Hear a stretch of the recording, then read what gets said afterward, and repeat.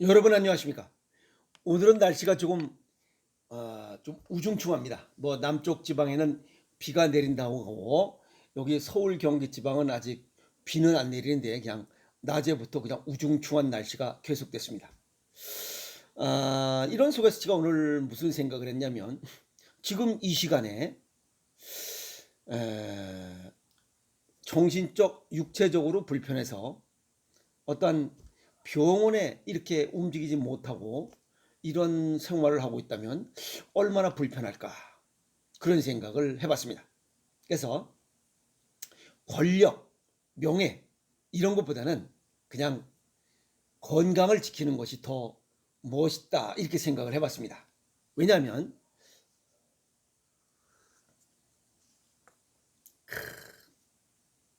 지금 이 시간에 뭐 저녁 8시 한 45분을 가리킵니다. 이 늦은 시간에 내가 그냥 하고 싶은 거 하면서 또 요 마시고 싶은 생강차 내 맘대로 딱 끓여서 먹으면서 공부할 수 있고 또 이런저런 생각할 수 있고 또 자식이 옆에서 쫄여보고 있지만 그래도 뭐 행복한 이런 게 아닌가 이렇게 생각을 해봅니다. 그래서 오늘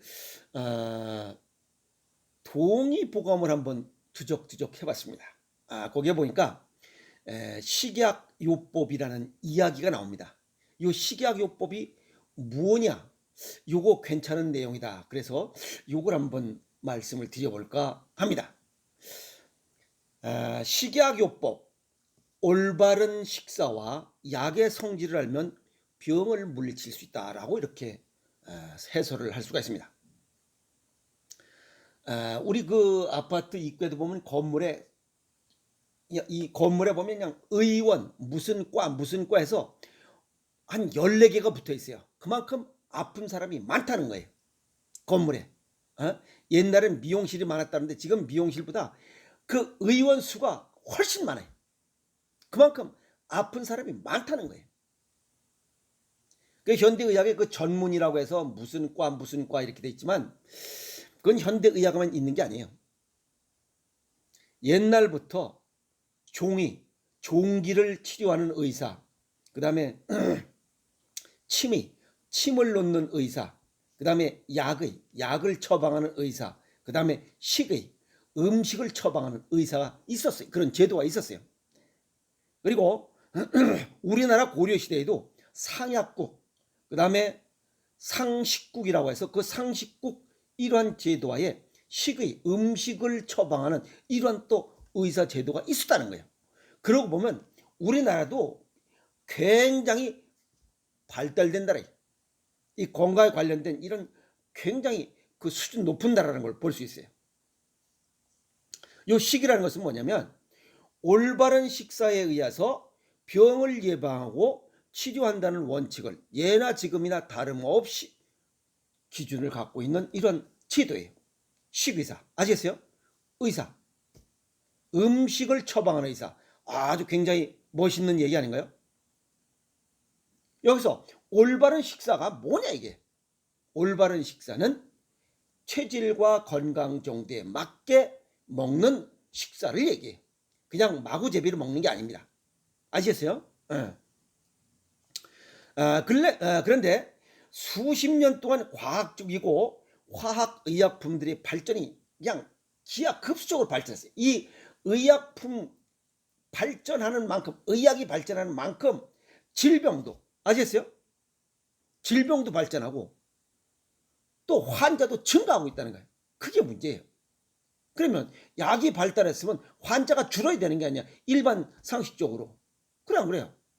근데 의학이 그렇게 발달했는데도 불구하고 환자 수가 줄지 않는다는 거예요. 질병 수도 줄지 않아요. 그럼 어딘가 문제가 있다는 거예요.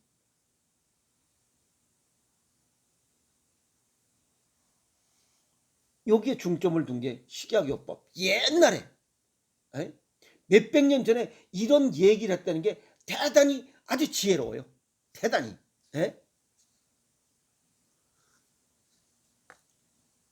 이게 뭐냐고요? 칼칼한 칼칼한 생강차입니다. 식사와 약으로 병을 치료하는 이런 방법, 요법, 이게 식약요법이에요. 거기에 주가 뭐냐면 우리 신체를 편안하고 건강하게 유지하는 근본은 올바른 식사에 있다. 요 올바른 식사는 어떤 식사냐면 그게 체질과 건강 정도에 맞는 식사예요. 그리고 두 번째는 병을 치료하여 생명을 구하는 길은 오직 약에 있다. 그래서 음식과 약이 병행된다. 이렇게 지금 설명할 수 있어요. 어떤 식사가 좋은가를 모르면 생명을 온전히 할 수가 없고 병이 발생할 수가 있다는 거고, 약의 성질에 밟지 못하면 병을 물리칠 수 없다. 이 얘기입니다. 그러면 여기 어떤 식사가 좋은가 하는 거예요. 이게 반복되는 이야기입니다. 체질과 건강 정도에 맞는 이러한 먹을거리예요. 그게 식사예요. 그런데 우리 한 식구들 보면 그냥 체질과 건강 정도를 고려하지 않고 그냥 똑같이 이렇게 식사를 해놔. 그런데 똑같이 먹는 것 같아도 똑같이 먹지 않습니다. 한 밥상을 놓고 보면 젓갈 가는 게 다 달라요. 먹는 양과 먹는 이 종류가 다 다르기 때문에 병 없이 살아가는 거예요. 그것은 뭐냐면 내 건강에 맞게 밥과 국, 그 다음에 식사를, 이 반찬을 찍어 먹기 때문에 그래요. 아시겠어요? 그런데 현대 식사 보면 어떻게 해요? 회사 같은 데 갔다 가서 보면 그냥 짜장면, 아도입니다. 우리 한식은 골고루 돼 있어요. 각자 맞는 걸 먹게 돼 있어요. 근데 짜장면, 짬뽕, 돈가스 똑같은 메뉴야. 그건 어떤 사람한테는 맞지만 어떤 사람한테는 병이 드는 음식이라 이 말이에요. 그래서 병이 점점 많아지는 거예요. 의학이 그렇게 발달했는데도 불구하고. 이해가 됐습니까? 네.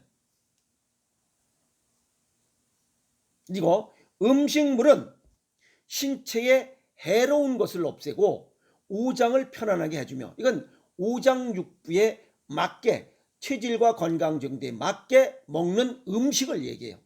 그리고 약은 스트레스를 해소시키고 건강을 증진시켜 기와 혈을 북돋워 주기 때문에 사람으로서 마땅히 음식과 약 두 가지를 모두 알아야 한다. 이렇게 얘기할 수 있는 거예요. 그래서 서양의학에 힘을 빌릴 때는 빌려야 되고, 또 동양의학 쪽으로 이런 힘을 기를 때는 기르고, 또 음식의 중요성을 알고 음식을 올바로 먹어야 되고 하는 것들이 다 복합적으로 돼 있는 거예요, 보면. 에? 그래서 크게 음식과 약으로 두 가지로 지금 구분해 놓은 거예요. 그래서 여기서 기와 혈, 이건 기는 체온이에요. 정상 체온이 유지될 수 있어야 정상 체온을 유지할 수 있어야 혈이 돈다는 거예요. 아시겠습니까? 그래서 이걸 또 우리가 알기 쉽게 얘기하면 면역력을 보강하고, 아시겠어요? 면역력을 보강하고 자연 치유력이 향상돼야만 건강하게 살 수 있다. 그걸 뭘로? 음식으로 하라는 거예요. 그래서 음식은 생명이니, 왜? 영양소이니, 아시겠어요? 영양소이니 음식을 올바르게 먹지 아니하면 병이 생기고, 체질과 건강 정도에 맞는 식사법을 가르치지 아니하면 병이 생기고, 또 병이 생겼을지라도 음식을 바르게 고쳐주면 병이 낫는다. 즉 만병의 모든 병의 발생은 음식에서 시작되고, 그 병을 고치고자 할 때는 음식을 올바르게 먹어야 그 병을 고칠 수 있다는 거예요. 그래서 히포크라테스는 음식으로 못 고치는 병은 약으로는 못 고친다는 얘기가 이것과 같잖아요. 식약요법. 음식이 생명이니 음식이 올바르지 못하면 병이 생기고, 병이 생겼을지라도 음식을 바르게 고쳐주면, 올바르게 음식을 먹으면 식습관을 가지면 병이 낫는다는 거예요. 이런 동양의학, 동의보감을 새기는 이런 동양의학의 이런 얘기를 뭐라고 그러냐면 이걸 의식동원이라고 해요. 의식동원. 음식과 약은 같다 이 말이에요. 근데 약은 농도가 짙은 거, 우리 몸속에 유용한 농도가 80% 이상인 걸 약이라고 하고, 그 이하를 농도가 낮은 거, 옅은 거, 이걸 음식이라고 해요. 그래서 음식은 먹으면 부작용이 발생하지 않지만 거기 음식에는 음양이 다 들어있기 때문에 그래요. 중화 성분이 다 있기 때문에 그래요. 그러나 약은 몸에 유용한 것만 뽑았기 때문에 부작용이 발생해요. 그게 몸속에서 부작용이 발생하는 거예요. 그래서 약을 처방하는 것은 아무나 할 수 없어요. 그건 누가 해? 의사나 약사가 하는 거야. 그건 전문인이 해. 그러나 식품 처방은 온 국민이 누구나 할 수 있도록 상식화되어요. 이해하십니까? 음식은 누구나 할 수 있어야 돼. 그 음식을 누구나 할 수 있는 것 중에 가장 올바르게 할 수 있는 사람이 누구야? 어머니야. 엄마가 해야 돼. 엄마. 그래서 가족에 누가 병이 생기면 엄마 잘못이. 어찌 보면. 근데 요즘은 엄마 책임을 또 회피하고 있죠. 바깥에서 사 먹는 것 때문에 병이 발생하니까. 책임을 조금 덜어줬습니다. 정리하면 건강을 증진하고 유지하는 것은 체질과 건강 정도에 맞는 식사를 해야 된다는 거예요. 조금만 관심을 가지면 누구나 할 수 있어요. 음식의 맛과 색깔, 내 얼굴 체질과 건강 정도의 검진을 다 하잖아. 그 기록 보면 되잖아. 거기에 음식의 맛과 색깔에 따라서 내가 오장육부의 기능 저하, 항진과 기능 저하에 관련된 거 좀 보충하고 더하고 빼고 하는 것만 할 수 있으면 되는 거예요. 그래서 누구나 할 수 있는 거야, 음식은. 병 발생의 원인은 음식에 있다는 것, 식습관에 있다는 걸 깨우쳐야 돼요. 병원부터 달려갈 것이 아니라. 그래서 식습관의 변화를 시켜보자는 거예요. 우리가 지금 일반인들이 바깥에서 먹는 패스트푸드, 인스턴트, 그 다음에 식품 첨가물들은 이런 인조식품은 우리 몸속에 독으로 작용돼요. 혈액을 오염시켜. 그래서 이런 것들을 어떻게 자연식으로 한번 변화시켜보자. 그 중에 가장 좋은 게 체질과 건강 정도에 맞는 생식이야. 그 다음에 생체식, 자연식이야. 건강을 지키는 데 가장 기본이 되는 거, 중요한 먹을거리 중에 지난번에도 얘기했어요. 체액이 얼마야? 70% 수분 들어있어. 그래서 좋은 물을 먹어야 돼. 두 번째는 이러한 그 패스트푸드 인조식품들을 먹으면 우리 몸속에 미네랄이 소실되고 미네랄이 없어져요. 부족해져요. 그래서 미네랄을 보충할 수 있도록 하라. 그게 소금이야. 그래서 물과 소금을 잘 먹어야 돼요. 물과 소금을 잘 먹으면 잘 쓰면 약이 되고 더 잘 쓰면 보약이 된다는 거예요. 아셨어요? 우리가 살아가는 데 필요한 영양소를 탄수화물, 지방, 단백질, 비타민, 미네랄 이런 것들이야. 탄수화물, 지방, 단백질은 넘쳐나. 이건 과식이야. 이건 소식해야 돼. 부족해진 미네랄들은 보충해야 돼. 그 미네랄들이 어디 있냐? 소금에 있어요.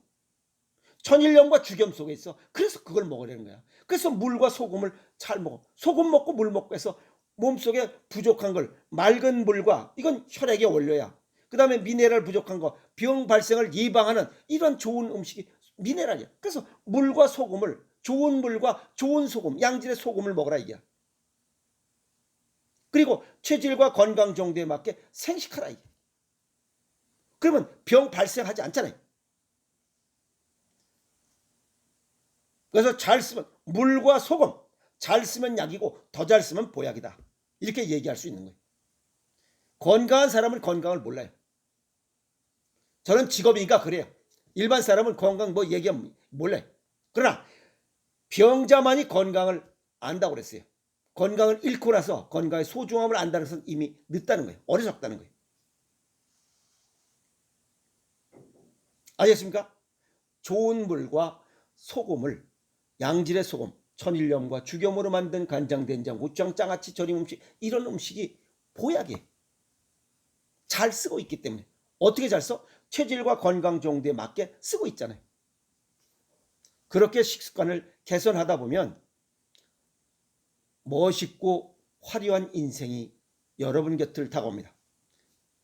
식습관을 바꿔서 우리 모두 늙어가지 말고 고운 빛깔로 물들어가는 이러한 인생을 살아갑시다. 왜? 한 번뿐인 인생이기 때문에. 알겠습니까?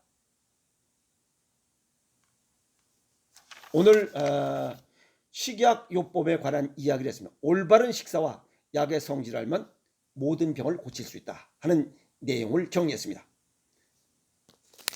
멋있게 아름다운 색깔로 물들어 갑시다. 화이팅!